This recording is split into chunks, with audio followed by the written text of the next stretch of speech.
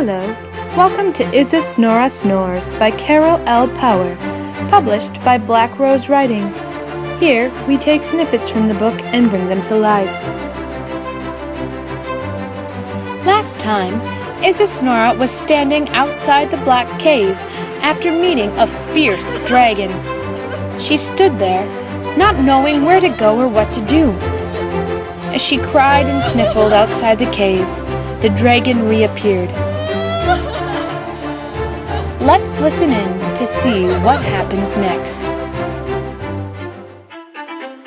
The dragon dipped his head down to look into Isasnora's eyes. She trembled in terror, wondering what he was planning to do when he said, I guess the only way to get some sleep around here is to get rid of you. Come on, climb aboard. Was this a trick? Isasnora wondered. She hesitated, but then climbed between the spikes poking out from his back. Make yourself comfortable and hold on. Within minutes, they were flying among the stars in the black sky. In the distance was the kingdom. Light stole out of the windows, and smoke swirled from the many chimneys. It seemed so peaceful. After a few moments, Isasnora shouted, Sir, what is your name? The wind carried her words away, and the dragon shouted, What? She repeated the question, this time much louder.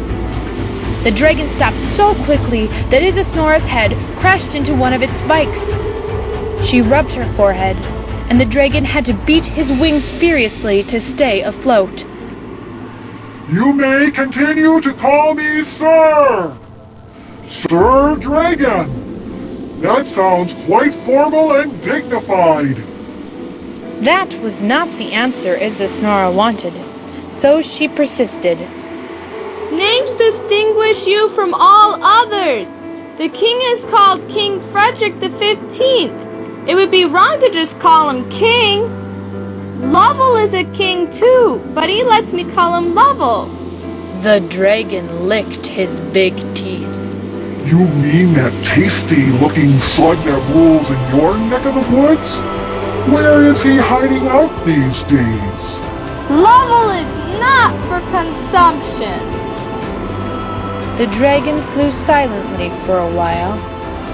He then asked, What do they call you? Isasnora!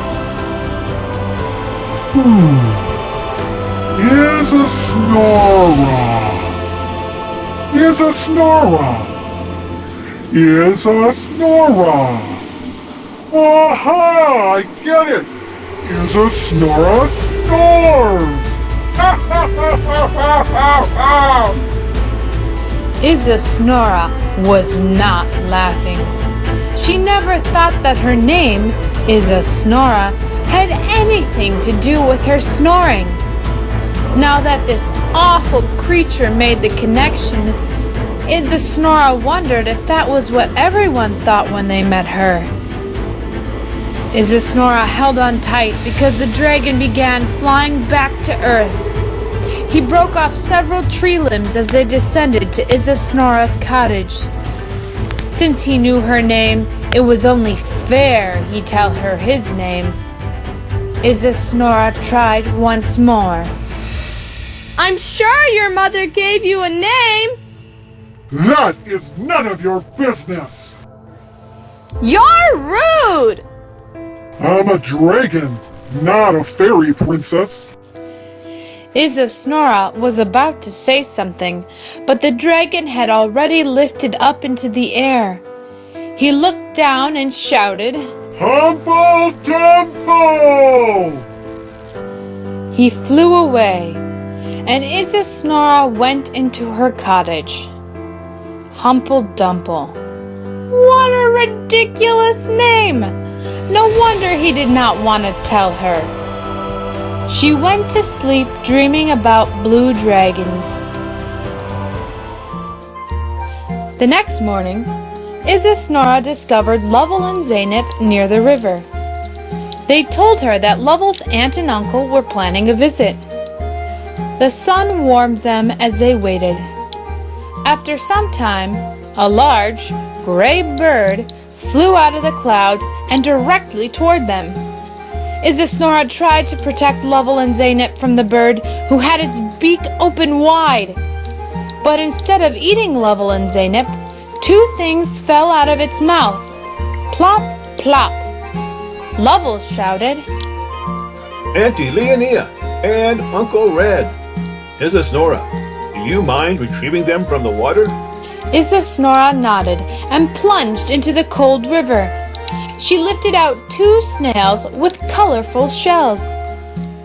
The large bird perched right next to Isasnora, who moved away from it. It continued moving toward Isasnora, who frowned. It shook itself, splashing water all over Isasnora. It opened its beak to speak. Sorry about the landing. A crazy blue dragon was chasing us. A crazy blue dragon? Humple Dumple? Why was he chasing this bird? Was he looking for King Lovell? Isasnora pondered this for a few moments, but then decided not to worry about it. She said, I am Isasnora. What is your name? I'm Horace the Heron. I provide transportation for Uncle Red and Auntie Leonia. We're from Egypt. I'm also an expert in math and astronomy. Egypt? Math? Astronomy? What were all these strange words? He is a brilliant heron. Egypt is far away from the kingdom Caled. My aunt and uncle would love some of your tea. Lovell made sure he asked Isasnora about the tea when Zeynep slipped down to her burrow. Zeynep's tea was not fit for anyone, let alone his aunt and uncle. Isasnora wondered if Horace, from Egypt, who did math and astronomy, wanted some tea, so asked, Would you like some tea? Certainly, but it would be quite difficult to get my beak into the tiny cups like the ones you have. Let me see what I can find.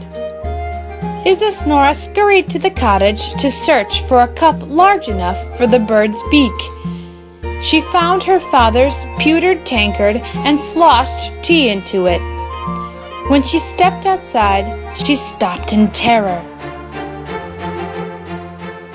Humple Dumple, licking his teeth, was hovering over her new friends. Instead of warning them, however, she fainted. Will Isasnora's new friends become Humple Dumple's snack? Who was this mysterious Horace from Egypt who talked about math and astronomy? And how could two snails be related to King Lovell? Join me next time and we'll find out. You may purchase the entire book of Isasnora Snores at Black Rose Writing, Barnes & Noble, and Amazon. I'm Elizabeth Paur, your narrator. Thank you for listening. Cheers.